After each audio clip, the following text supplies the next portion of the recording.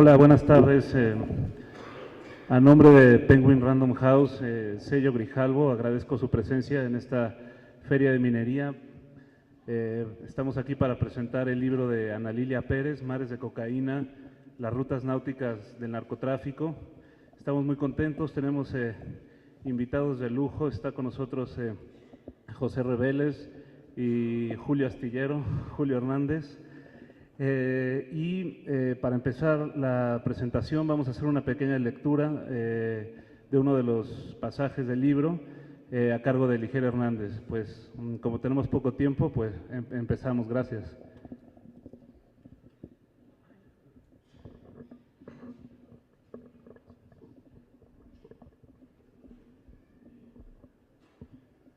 Gatún. Las rutas de Centroamérica. Gatún. Lindo nombre para un barco, como del lago artificial de Canal de Panamá, que llegó a ser el más grande del mundo y funciona como reservorio para la operación de sus 3 juegos de esclusas gemelas, la mayor de ellas llamada del mismo modo. Precisamente en estas aguas panameñas, el domingo 17 de marzo de 2007, el carguero Gatún hizo su último viaje. En lo alto del mástil tremolaba una impecable y colorida bandera azul y rojo con 2 estrellas, la de Panamá. En la cubierta, en 2 contenedores, un cargamento de 19.4 toneladas de cocaína, 600 millones de dólares en polvo blanco de la mejor calidad. Este es el recorrido de esa droga. Se empaquetó un día antes en un puerto de Colombia, luego se embarcó en lanchas rápidas que bogaron por el Pacífico y ya en aguas internacionales se transbordó al Gatún la madrugada de la fecha mencionada. No iba en compartimientos especiales, sino dentro de los contenedores. A la vista, ahí, en cubierta, la advirtió la Armada estadounidense que detuvo la embarcación. ¿Cuántas entregas habrá hecho antes de esta ocasión? El honroso nombre con el que navegó durante los 2 últimos años no era el original. Fue Virt Andrea, cuando lo armaron y lo botaron de Hamburgo en 1970. En 1977, solo Andrea. En 1992, Al-Batani, como el príncipe astrónomo, astrólogo y matemático árabe. Con esa denominación rotulada en su proa, en 2005 fue abandonado en Veracruz, con todo y su tripulación. Tiempo después, un capitán mazatleco, marino mercante, lo adquirió mediante subastas y tras registrarlo con bandera panameña, a mediados de marzo lo hizo zarpar a Mazatlán con rumbo al Pacífico Sur. El 15 de marzo de 2007 cruzó por el Canal de Panamá y surcó al Atlántico hasta la región de Demerara. Atracó en Georgetown, en la desembocadura del río de Demerara, en Guyana. Al día siguiente regresó a aguas panameñas y entró al puerto Cristóbal, en Colón. Atracó en el muelle 7 y permaneció allí durante varias horas, mientras cargaban contenedores de urea y otras mercancías compradas en la zona libre. Que el Gatún navegara por estas aguas no era raro. De hecho, cubría itinerarios entre puertos mexicanos y panameños, de Cristóbal y Manzanillo, pero también a Guyana y a Maracaibo, Venezuela. Solo que en esta ocasión su plan marcaba que después de cargar regresaría al Pacífico mexicano, hasta Topolobambo, donde desembarcaría tanto su carga legal como otras mercancías no consignadas. Pero en cambio, aquella madrugada del 17 de marzo, echó a andar en otra dirección, como si fuera Sudamérica. En el límite de las aguas internacionales, cerca de las costas, entre Cocle y Veraguas, el Gatún se encontró con varias lanchas colombianas. Ahí desayunó la cocaína. Un embarque del cártel de Sinaloa. En la maniobra participaba, además de la tripulación del carguero, un grupo de mexicanos, empresarios, navieros, que desde meses atrás se habían instalado en un lujoso hotel panameño, cuya función era hacer los trámites necesarios para que los barcos legales como este operaran sin problema el contrabando de narcóticos. Los mandos, capitán y segundo oficial, y los maquinistas eran panameños, y una parte de la tripulación, de origen mexicano, mazatlecos reclutados en su puerto. Por esa sola vuelta, cada uno cobraría 300,000 pesos, lo que ni en un año de trabajo. Ya desayunado, el barco volvería a México. Confiadamente retomó las aguas del Pacífico, ahora hacia el norte, La tripulación se imaginaba con el dinero ofrecido por un cártel en las manos. Avistaba las gaviotas sobre las palmeras de Coiba, isla que desde 1919 y aún hasta 2004 fue colonia penal y que por su belleza es uno de los principales atractivos de estos mares. A solo 25 millas náuticas de su destino, la emoción era tal que los marinos no se percataron de que los vientos no estaban a su favor. Pronto lo descubrieron dos imponentes naves de la Guardia Costera estadounidense que le cerraron el paso. Bastaron unos instantes para que le echaran la red. Reclutarse con los cárteles significa para la gente del mar estar permanentemente al filo de la navaja. Pero como dicen ellos mismos, a golpe de mar, pecho sereno. Los agentes de la DEA se anotaron un hit.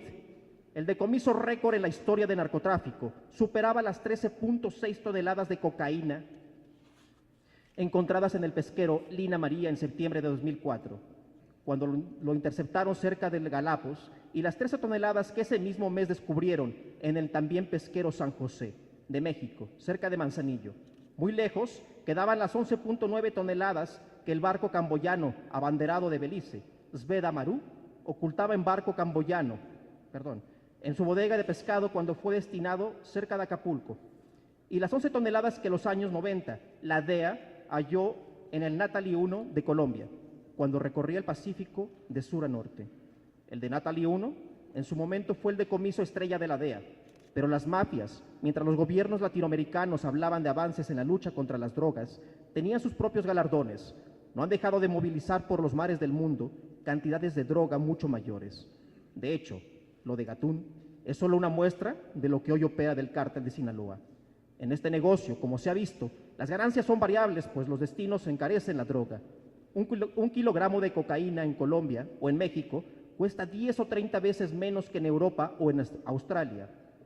El cargamento del Gatún se habría evaluado 5 o 50 veces más de haber estado en el Atlántico, las costas de Marbella, el estrecho de Gibraltar, las Azores, las costas de Tasmania, el Golfo Arábigo o las aguas de los Países Bajos. Por ejemplo, las 8 toneladas de cocaína pertenecientes a narcotraficantes colombianos que ocultas entre bananas y yuca peruanas y ecuatorianas llegaron de Ecuador a Amberes en octubre de 2012. Se evaluaron en 500 millones de euros. La transportaron como hacían regularmente con los cargamentos de cocaína que metían por ese puerto belga, en contenedores de doble fondo. Pero el cargamento fue descubierto y decomisado. Un duro golpe, ya que además del costo del transporte, ya se había untado las manos de los aduanales que les dejaron meter el cargamento a Guayaquil y a los de los Amberes, que les permitieron recibirlo. En el último minuto, un soplo hizo que las autoridades decidieran abrir el contenedor. Se fue a pique la remesa de cocaína que en Países Bajos venderían los dealers en las calles del Barrio Rojo y las barcazas flotantes, que sirven a sus clientes paquetes completos de muchachas de vitrina y cocaína. Los únicos que ganaron con la incautación fueron los monos y los macacos del zoológico de Rotterdam, donde finalmente fueron a parar las bananas de aquella carga.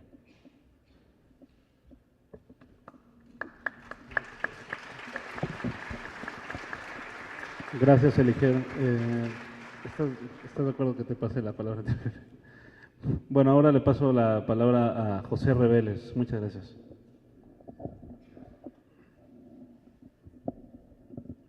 Muchas gracias, muy buenas tardes a todos.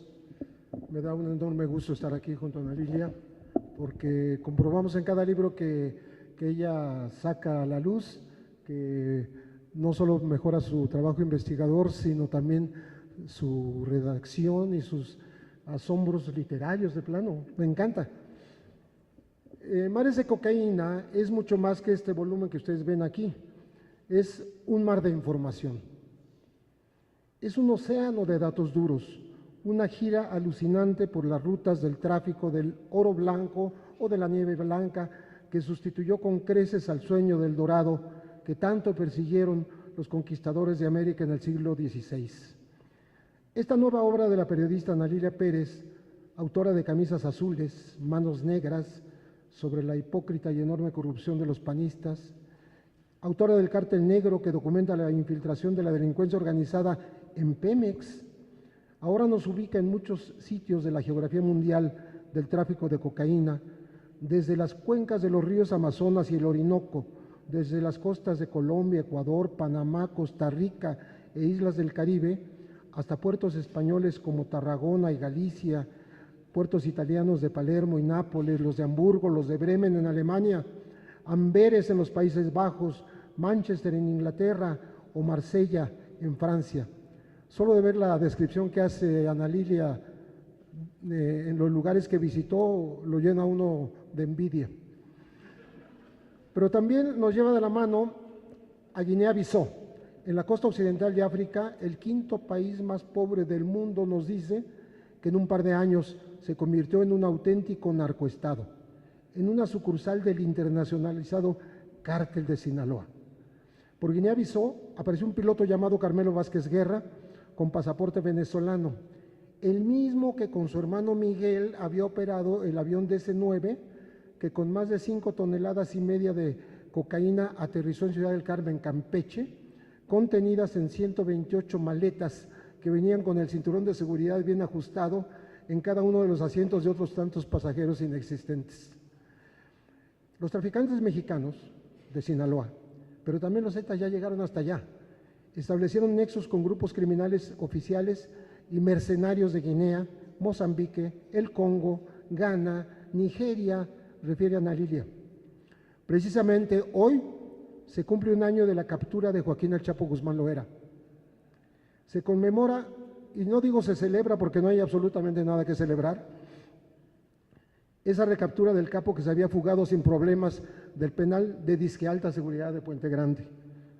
Puerta Grande se llama ahora, allá en Jalisco, en enero de 2001. Hoy se sabe que en esa supuesta recaptura, que yo considero fue una entrega pactada y obligada, no solo para el Chapo, sino para el gobierno mexicano, que aceptó pasivamente la participación física de agentes estadounidenses en todo el operativo, tanto en aquellos condominios clasemedieros de Mazatlán como en el aeropuerto de la Ciudad de México. Hubo una corresponsal que me llamó para decir, yo estudié cuadro por cuadro el video de cuando nos presentan al Chapo en el aeropuerto, rumbo al helicóptero, unos tipos saltotes, los vieron todos, ¿no? Y traían el escudo del US Marshal. O sea que ni ahí participaron los mexicanos. La recaptura, digo, no impidió que el cártel de Sinaloa, como lo demuestra este libro de Mares de Cocaína, siga siendo el más poderoso y globalizado de los grupos criminales mexicanos. Ubicado en el top 10, donde se localiza las mafias rusa y japonesa, la Camorra, la Cosa Nostra, la Ndrangheta, las chinas, y todavía, aunque ya desplazados en muchas de sus actividades por nuestros paisanos mexicanos, por los cárteles de Colombia. Este libro es a ratos eminentemente periodístico, exhibiendo nombres de barcos, cantidades de droga, fechas, puertos, modos de embarque, tripulantes y sus jefes, orígenes y destinos de las cargas, además de los infinitos modos de camuflar la mercancía ilegal, desde un chalet para la Feria Internacional de Marsella hasta los estómagos humanos, las panzas de los perros grandes, que luego son sacrificados para extraerles la cocaína, sacos de cemento, artesanías, prótesis, implantes en mamas y en glúteos, en vientres falsamente inflados con silicona que solo simulan embarazos, en autos, lanchas, contenedores, tractocamiones, avionetas y jets, mini submarinos, barcos de todos tamaños, veleros, bueno, en donde la imaginación, que es mucha, de los traficantes, invente. Además de todas estas referencias irrefutables que aparecen en estas páginas. Ana Lilia también se permite una redacción literaria cuando se remonta a los antecedentes históricos o a la geografía y paisajes de tantos sitios que como autora fiel, como testigo de calidad, hubo de visitar para no ser solo una testigo de oídas, ni solo lectora de reportes, así hayan estado perfectamente documentados y comprobables, sino para ver, oír, olfatear, tocar en los ambientes naturales de las rutas de la droga. Y no se crea que los métodos que ya mencioné, sí, a los cuales hay que agregar cadáveres, ataúdes que se exportan para fingidos velorios, por ejemplo, son la única vía para trasladar cocaína y también heroína, marihuana o drogas sintéticas, sino que para el mismo fin sirven aeropuertos y puertos oficiales, aduanas y garitas que dejan pasar los cargamentos a sabiendas. Ya ha entregado el consabido soborno millonario, por supuesto, con autoridades aeroportuarias o de muelles oficiales coludidas con las mafias. Cuando Ana Lidia cita al poderoso cártel de Tijuana en tiempos en que era el amo de los mares del Pacífico, nos da el nombre del oficial encargado de proteger y transportar las cargas al servicio de El Mayel, Ismael Higuera, y describe cómo los puertos, los aeropuertos eran parte del engranaje corrupto. Los cargamentos que llegaban en barco hasta las zonas porteñas, nos dice, se enviaban luego a los aeropuertos de la Ciudad de México, Guadalajara, Toluca y Morelia. Esto me recordó la larga conversación que yo tuve a finales de los 90 en Nogales, Arizona, con un personaje entre exagente de la DEA, mercenario y espía. Ese era Antonio Garte Bustamante. Este tipo que junto con Héctor B. Reyes capturó ilegalmente al doctor Humberto Álvarez Machain en suelo mexicano, acusado por la DEA de ser el médico que supuestamente mantenía vivo a Enrique el Quique Camarena mientras era torturado por los capos del entonces cártel de Guadalajara. Esto fue en 1985, antes de asesinarlo. De esa manera ilegal, Álvarez Machain pudo ser presentado en una corte estadounidense, pero en años de juicio no se le pudo probar nada y se lo tuvo que dejar en libertad. Bueno, este Gárate Bustamante se rió cuando le dimos a las aeropistas clandestinas. Esa es una vacilada. Es una vacilada del búho, porque estábamos hablando del búho que describía las aeropistas del norte de Nuevo León y de Tamaulipas, acusando a los Salinas de manejar la droga. Es una vacilada, dice. Yo bajé Boeings y otros aviones grandes cargados con cocaína en Guadalajara, en Monterrey y en el Distrito Federal. Bueno, no vayan más lejos. En las más recientes declaraciones en contra de personas que son inocentes, que están en la cárcel por supuestamente ser los guardianes, los guardaespaldas de la Barbie, se nombra que bajaban droga en el aeropuerto de Cancún y en el de Toluca. Estamos hablando de hace 2 o 3 años. La operación de los mares de cocaína no se entiende sin el concurso de otros transportes aéreos y terrestres. Ana Lilia Pérez los menciona todos, los describe con destreza literaria, como dije hace rato, como cuando habla de la conexión de Sicilia en Italia y Nuevo León, la conexión que hay entre Sicilia, Italia y Nuevo León, imagínense, en el norte del país. Voy a citar textualmente, aunque ya leyeron aquí una parte voy a leer 4 párrafos del libro de Ana Lilia. Entre los muelles, púberes de piel dorada, tan solo provistos de shorts y snorkels, ágilmente se lanzan al agua y con las manos atrapan peces y cangrejos que se esconden en las pequeñas cuevas coralinas. Estos mares son tan pródigos que en pleno atracadero es posible hacerse de una buena pesca. Esta es Cefalú, antigua provincia siciliana levantada al pie de un promontorio rocoso, tan vieja como enigmática, con termas romanas, un importante puerto pesquero y una soberbia catedral antigua que además es sede de un obispado. Con el sol ocultándose en el horizonte, el paisaje naranja encendido es la esencia de este mar. Desde la Riviera, en lo alto de Cefalú, se miran en todo su esplendor las aguas del Tirreno. En unas horas el mar se tornará rojizo, luego se irá ennegreciendo y a medida que lo haga, en el cielo aparecerán brillantes estrellas que iluminará la noche y con suerte verán desde cubierta los marinos que viajan en sus navíos, algunos muy lejos de casa. Yo también estoy muy lejos de casa, escribe Ana Lilia, y sin embargo, desde este mar remoto y México, mi país, los mafiosos han tendido puentes y bollantes negocios. Las extremidades de la mafia italiana, nos describe Ana Lilia, llegan al Golfo de México, en el Caribe y al río Bravo, para alcanzar Nuevo León, el norteño estado mexicano. Hasta aquí la cita.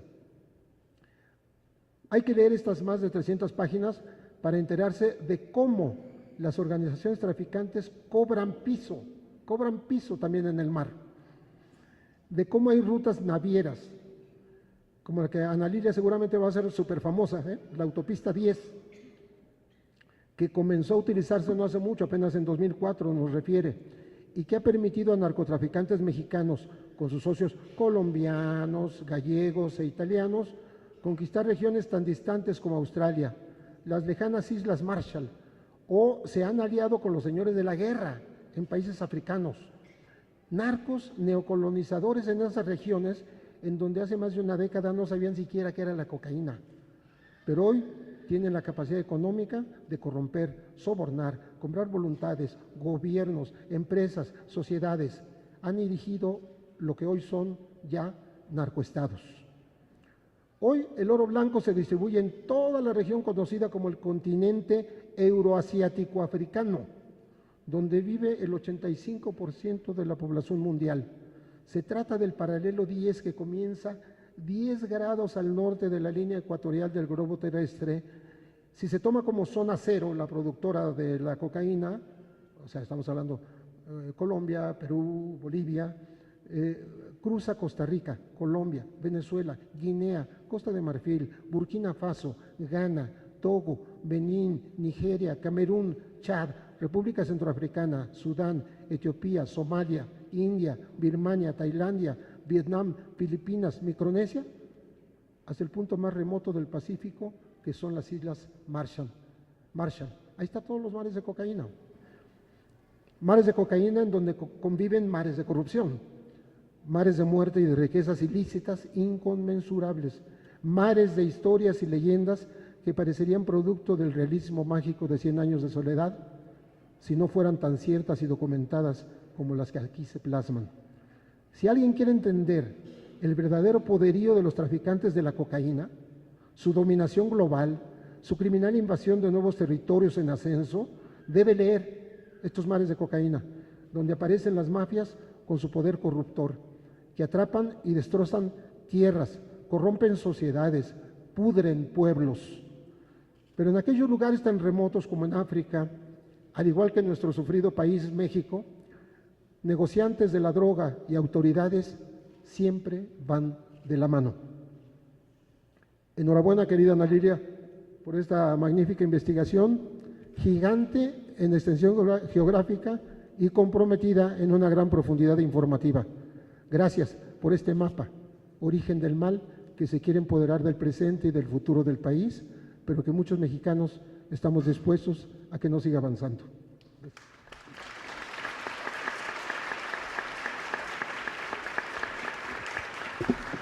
Muchas gracias, Pepe. Ahora cedemos la palabra a Julio Hernández. Gracias. Muchas gracias a todos por estar presentes en esta oportunidad. No es un logro adjudicable a plenitud a la administración Peña, pero con el oportunista sentido del humor que ha mostrado en muchos otros temas, bien podría el residente de la República acomodar a su lista de presuntos logros lo que Ana Lilia Pérez muy bien documenta en Mares de Cocaína: el arrasador éxito empresarial de osados hombres de negocios que han surcado los mares para extender su imperio terreno hacia las inmensidades del mar y sus compradores transoceánicos. Sumida la nación mexicana en la depre por las constantes malas noticias, atejonados todos en espera de los resultados concretos de la caída del precio del barril de petróleo, de la elevación cambiaria del dólar, del recorte presupuestal, de la corrupción más descarada que nunca, del diario dilapidar de recursos y de la mal actuada cara del cómico Videgaray. Hablo del secretario de Hacienda, no de su familiar, que en todo caso ha parecido más serio en el programa La Corneta y en algunos comerciales televisivos. Sumidos, decía, en esa depre, bien podría Peña Nieto quitarse el jaque en vías de mate mediante una maniobra suministradora de los aplausos tan anhelados. Si Peña Nieto incorporase a su discurso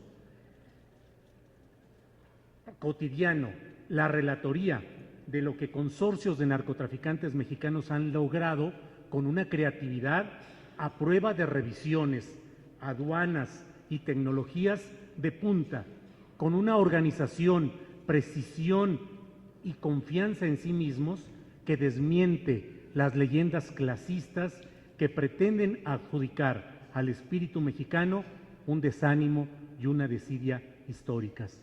Mexicanos con capacidad de diálogo, entendimiento y concreción de acuerdos con sus multiculturales contrapartes, claro, con métodos poco ortodoxos, ha de reconocerse, como la doctrina del cuerno de chivo o el destazamiento como filosofía de trabajo, y con una globalización exitosa y resultados macroeconómicos que no son logrados ni en sueños por las bandas del comodino crimen organizado que operan en México a título de funcionarios, gobernantes, legisladores, políticos y demás fauna parasitaria que en México padecemos. Pero ni Peña Nieto, ni Videgaray, ni Agustín Carstens, ni algún otro de los personajes estelares de la tragedia mexicana actual habrán de presumir estos resultados económicos y sociales concretos, es decir, la internacionalización imperial de la criminalidad mexicana, pues Mares de Cocaína, a fin de cuentas, lo que plantea es la historia de la conquista de mares, puertos y plazas en todo el mundo por parte de un producto depurado de este mismo sistema, el de la corrupción y el fraude, no solo el económico y financiero, sino en su base el electoral, el de la simulación justiciera, el de la apariencia de las oportunidades y el desarrollo, el de los anuncios optimistas y los malabarismos declarativos para explicarnos que el empobrecimiento generalizado es una percepción técnicamente incorrecta y que el progreso, casi el paraíso, nos espera a los mexicanos a partir de las reformas estratégicas de hoy, como antes debió haber sido con la guerra contra el narcotráfico del funerario Calderón o las bobadas cotidianas de la corrupta pareja presidencial de Chente y Martita, o las falsas correcciones económicas del entreguista al extranjero de Ernesto Zedillo, o el rediseño del país a favor de las élites estadounidense y mexicana a partir del TLC de Carlos Salinas, sangrientamente obsesionado con el poder, o agregue usted los nombres, apellidos y descripciones que desee para completar este elenco del horror político. En ese contexto de la descomposición nacional, de la extrema corrupción, del saqueo de las riquezas del país, de la falta de trabajo, educación y oportunidades para millones de mexicanos, el texto de Ana Lilia Pérez va dibujando la carta de navegación de los poderosos cárteles mexicanos, el de Sinaloa en primer lugar, y las conexiones y radiografías de muchos de los puntos internacionales de contacto de este negocio tan expansivo. La investigación de Ana Lilia Pérez confirma, además, el entreveramiento de los intereses políticos y económicos con los del crimen explícito, operaciones comerciales de cuello blanco que en realidad están teñidas del negro de la delincuencia y del rojo de las ejecuciones y las venganzas. Fachadas de éxito mercantil que en realidad tienen como sustento el narcotráfico, e incluso yates y naves de lujo que de manera consciente o circunstancial sirven como transporte de drogas. La siempre injusta economía nacional mantiene en la miseria a millones y los constituye en tropa reclutable para los cárteles, mientras en las alturas los grandes capitanes de empresa acumulan fortunas mediante el aprovechamiento de ganancias legítimas, entre comillas, en operaciones como las que cruzan los mares internacionales con sustancias estupefacientes a bordo. Esas mismas élites empresariales con autoasignados aires de pureza que se constituyen en sostén y chequera para campañas electorales que llevan al poder a políticos que se comprometen a devolver a esos inversionistas los recursos que pusieron al servicio del juego electoral. Y así para perpetuarse en el ciclo nocivo de la falsa democracia mexicana y los fallidos representantes populares o gobernantes.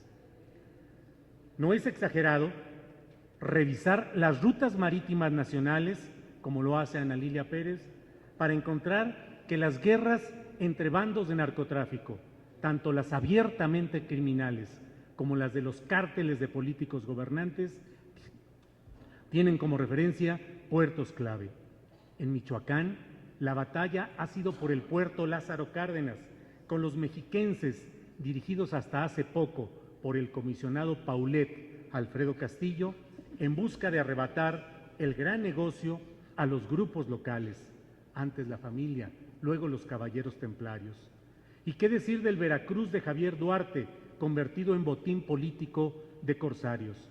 Gobierno especializado en agredir a periodistas y crear las condiciones para que sean despedidos, amenazados, golpeados, secuestrados, torturados y asesinados en medio de una rotunda impunidad. O los puertos de Tamaulipas, que lleva décadas convertido en tierra gobernada no por los chambones gobernantes en turno enriquecidos, actualmente Egidio Torre, sino por los jefes reales de los cárteles dominantes. O el Manzanillo estratégico, donde un exgobernador de Colima, Silverio Cavazos, fue asesinado, como en Tamaulipas lo fue Rodolfo Torre, quien era candidato priista plenamente encaminado a la victoria, a cuya ejecución hasta ahora no esclarecida se habilitó como amedrentado relevo a su hermano Egidio. O como puede verse en la geografía política entera del país, un país como el nuestro, con esa geografía política plena de ríos de corrupción relacionada con el crimen organizado y con planicies desérticas en cuanto a justicia y progreso. Cierro esta intervención como debí iniciarla, confesando que toda esta palabrería puede resumirse al estilo tuitero en pocos caracteres. Cuando tecleaba algo de este texto, me llegó un mensaje enviado por quien se firma como la mamá de Pipo en Twitter. Luego me dijo que su nombre es Rosana García. Ella me dijo de Mares de Cocaína que era un libro que en ese momento disfrutaba y aplaudía y lo definía mejor que todo este rollo pastoso que ahora me he tirado en esta presentación. Ella decía, el libro es un siniestro mundo paralelo en las narices de todos. Y es que en efecto, con este texto deslumbrante de Ana Lilia Pérez, un trabajo periodístico documentado y profundo, un ejemplo de lo que debe ser el verdadero periodismo, con este es un trabajo que nos deslumbra, porque nos muestra de pronto la contundencia de este entramado internacional en el que ya no solo estamos en el tráfico tradicional en lo terreno, en las rutas terrestres, en las carreteras y en los retenes. No nos habla solamente de los señores de los cielos que se hacen cirugías para aparentar que tienen otro rostro, sino que nos muestra el rostro sin maquillaje de estos señores de los mares, los narcotraficantes mexicanos amparados en el poder político como verdaderos hombres de negocios expansivos, creando un nuevo imperio a los ojos de todos nosotros. Ahí está ese siniestro mundo paralelo descrito con maestría por Ana Lilia Pérez, a quien agradezco mucho esta oportunidad y a ustedes por escucharme. Muchas gracias.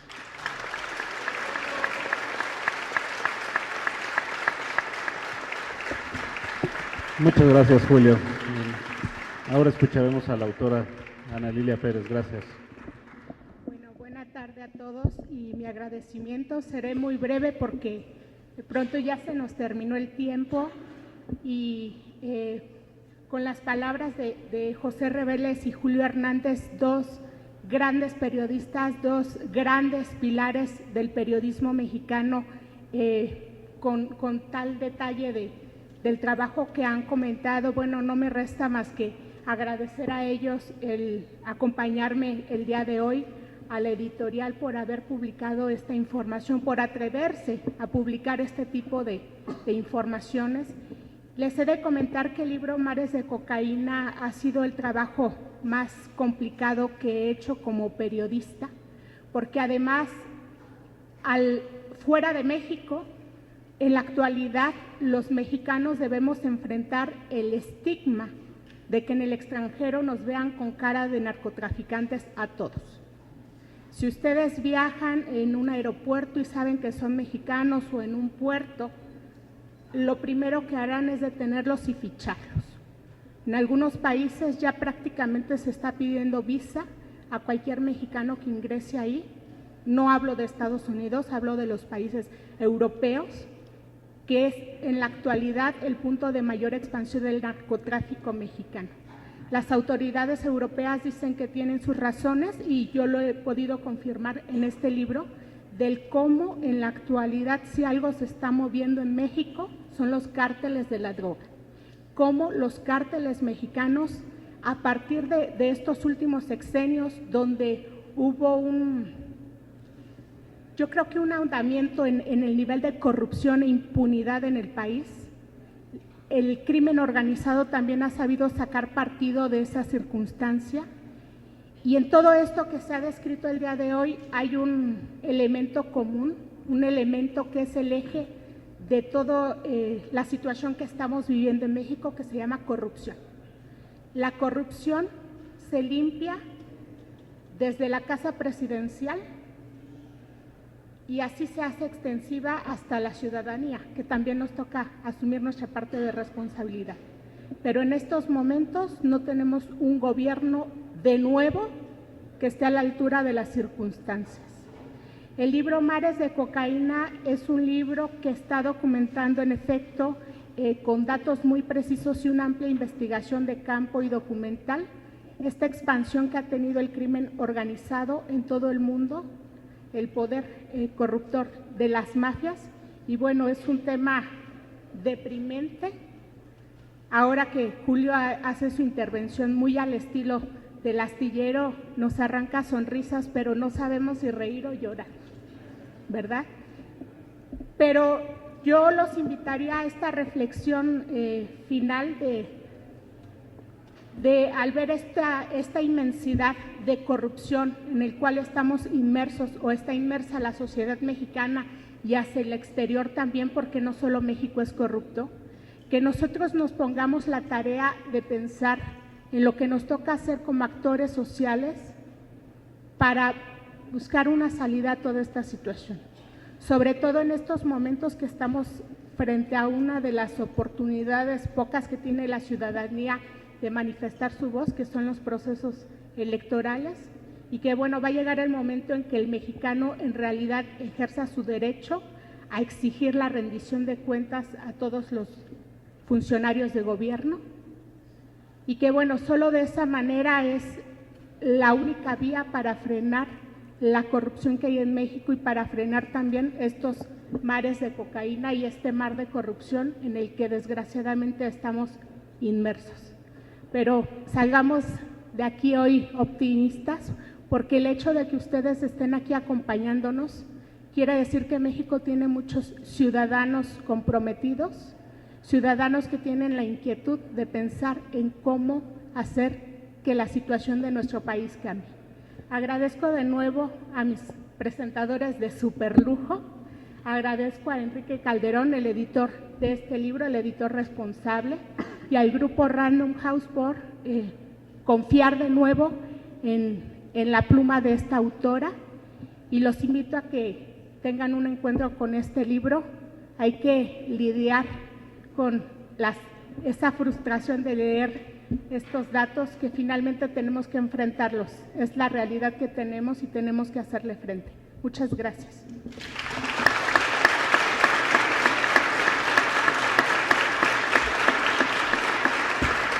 Gracias, Ana Lilia, y gracias a todos por haber asistido a esta presentación. Los invitamos a leer el libro y los otros libros de Ana Lilia también que están ahí en la mesa. Gracias.